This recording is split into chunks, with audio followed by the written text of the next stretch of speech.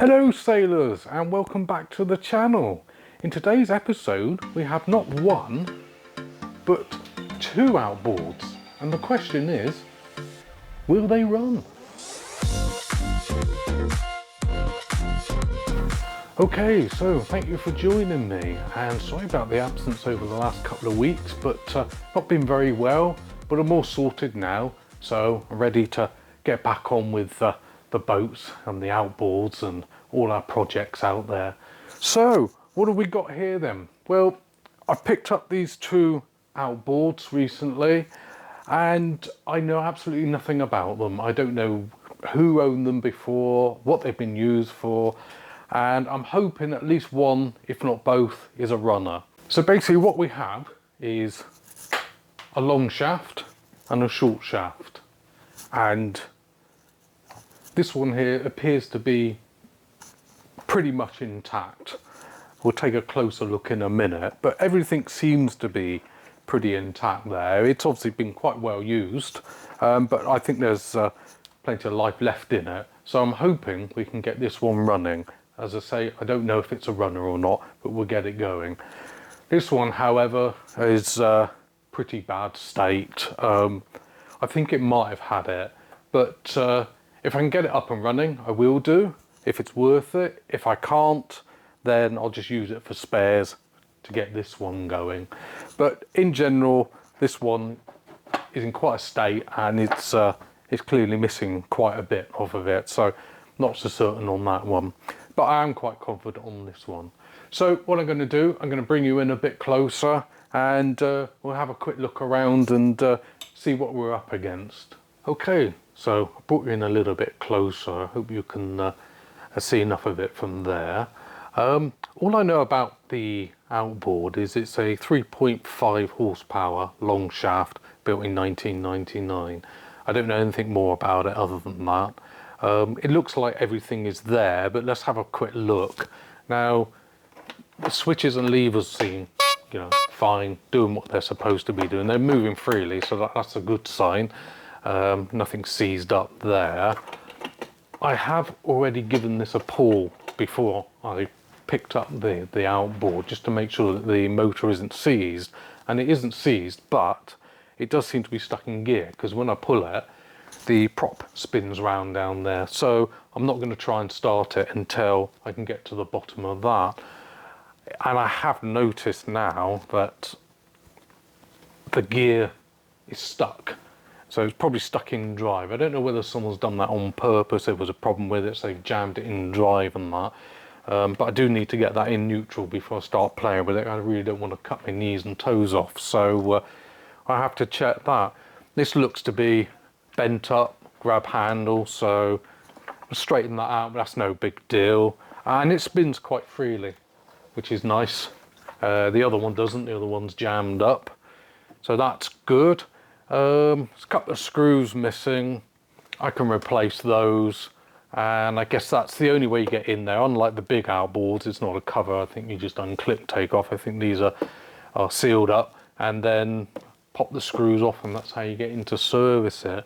Onboard tank with some fuel in there. No idea how old that fuel is. So fuel valves is fine. Water outlet seems to be there. It's in pretty good nick, really, for its age. I mean, it's over 20 years old now, and 3.5 should be fairly good for a small vessel. So looking around, other than being a bit battered and needing a little bit of a check over on that, not looking too bad. I think the next thing I'm going to do is I'm going to unscrew these covers and get inside and have a look. Could be an absolute nightmare in there, could be bits missing and all that, or it could be complete, don't know. So I'll do that now off camera and pop back in a second.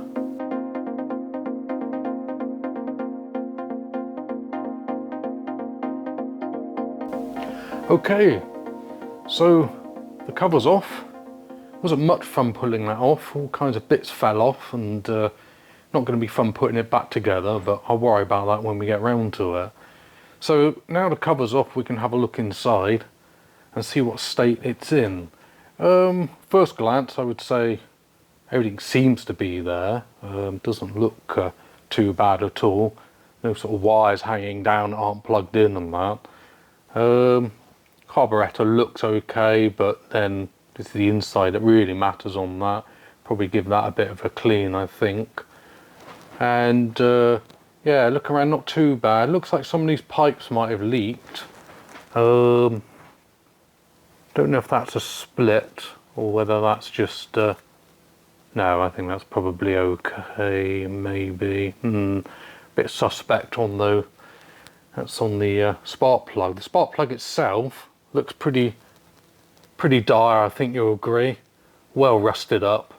So I'm definitely going to replace that. I would do that anyway, but that is well, that's probably the worst I've seen, to be honest. That's absolutely terrible. So let's have a look around on the other side. And yeah, this pipe work doesn't look very nice at all. That's fuel pipe, obviously. Yeah, without a doubt, I'm going to replace that. That's seen better days. That's in quite a state there. So I shall sort that out as well. Nice to see the ID key, serial number is on there, which is good. Fuel tank doesn't look like it's got any cracks or anything in there, so that's good. As I say, I don't really know what the fuel, how old that fuel is in there. I'm not going to chance it, it's only a little bit. I might as well take that out. And the pull start looks not too bad, a little bit rusty. I could clean that up if I really wanted to. But yeah, on the whole, does not look too bad at all. It's looking promising, and do need to get and work this out. I think I'm going to start looking into this and see whether I can free this up and try and work out. Hopefully it's just this that's seized up, not something further down in the gear mechanism and the prop and that. I'm hoping that's what it is, and also wondering obviously why it's seized, whether it's just age and that, or whether somebody has purposely jammed that up for a reason. But I'm going to get started on that, and then we'll see how we go with that first of all.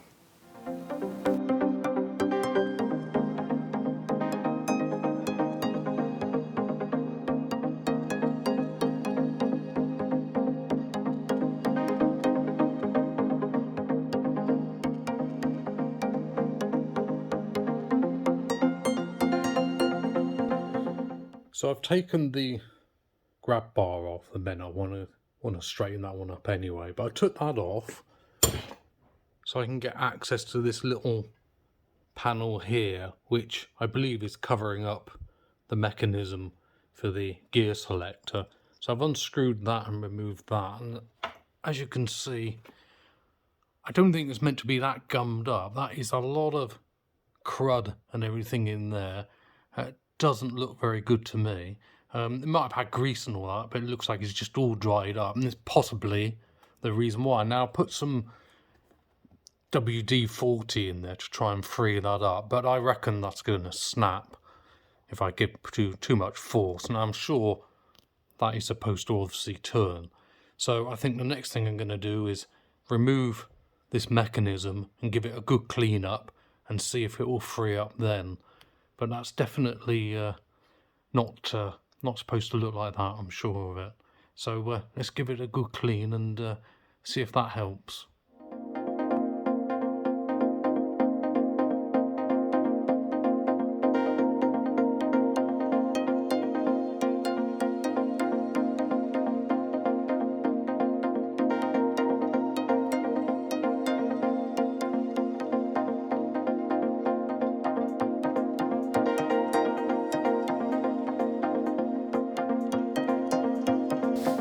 Okay, so as you can see, I've cleaned out all that crud. I used some carb cleaner to break that down, get it all out there. So that's freed that up. And if we have a look, this washer is starting to move now. We can get it moving backwards and forwards. So that's freed up there, and I've taken the little screw out there. Now I've put some lube in there, basically WD-40 penetrating oil, to get right the way in there to free it up. But it's not moving at the moment at all. And being as this, as I said, this is plastic, so I can't heat it up. I don't want to force and snap that. So I'm wondering now if there's something internal there that might be the problem. So the next thing I'm going to do is I'm going to remove the top of the outboard and have a look in there and see whether that will reveal any problems. So I'll get and do that now and see what we find. All right, you lot, I do hope you're paying attention and taking notes, especially you at the back there, because I've just stripped this thing down and I have no idea how it's going back together. We have a problem. Take a closer look. So I've taken the top part off, and as you can see, we've got a bit of corrosion coming on here. These are obviously the water channels, and they're absolutely clogged up. So it's just as well I didn't try and start it. The water wouldn't have got through here. It's all crystallized. I guess that's probably salt water and all that. And well, it's just not very good. And if we have a look at the other end here, just look at the state of that. That is just it was just never going to get the water through there, and probably run a risk of it overheating. Now, it could be an issue anyway. I mean, it could be that this has already overheated, and this could be toast. This certainly explains part of the reason why this isn't working, I guess, although it doesn't run water through it or anything, but it's certainly jammed up. I think this motor has been sat around for a very long time, and I think this water issue is a big problem. Never know, could be impeller, thermostat, anything, I don't know. I'm going to have to look deeper into it. What I'm going to do first of all though is I'm just going to give this a good clean off. The gasket's seen better days. I'll probably have to get another one of those. Probably can't pinch it off of this one because it might be different, it might be the same. I would imagine even if it fits that the gasket on this is probably even in a worse state. So I'm going to give this a bit of a clean up and see if I can continue freeing that up. With a bit of luck, this isn't bad news. With a bit of luck, just needs a clean up. But hey, we'll see. It's all part of the journey. And I'm guessing that this is basically probably a good demonstration as to why fresh water, clean water should be run through the outboard after coming in from the sea and that. Hence, it's all clogged up. I guess nobody ever bothered doing that. Hey ho, never mind. Let's give it a good clean and see where we get.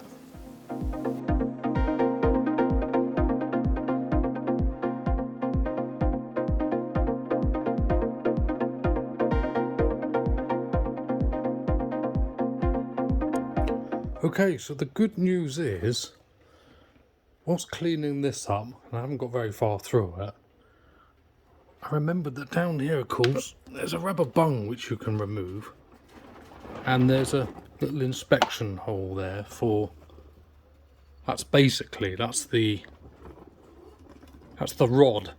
So from the little gear selector up there, there's a rod comes all the way down here.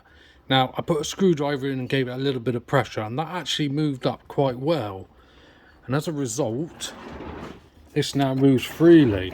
So I can get it in and out of gear. Now I probably want to take the propeller off, just get in back behind here a little bit, make sure that it's all okay in there. But the good news is it actually freed it up, and now it's freed up at the top, which means that as this isn't moving still, the problem is up here. The problem isn't right down the bottom, so I'm pleased about that.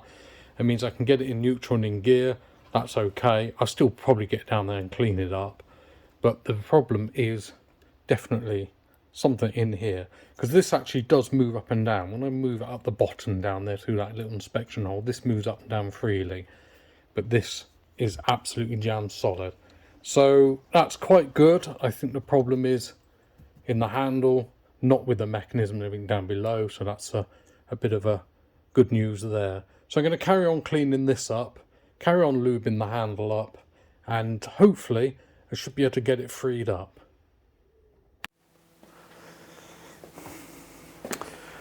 Guys, I've been thinking about it and I've come to the conclusion it's toast. Not the outboard, but this is toast. Anyway, that's going to be it for today's episode. Join me in the next episode when I continue working on this outboard, and hopefully we're going to get it working. If you enjoyed the video, give me a thumbs up and don't forget to subscribe, and I'll see you in the next one.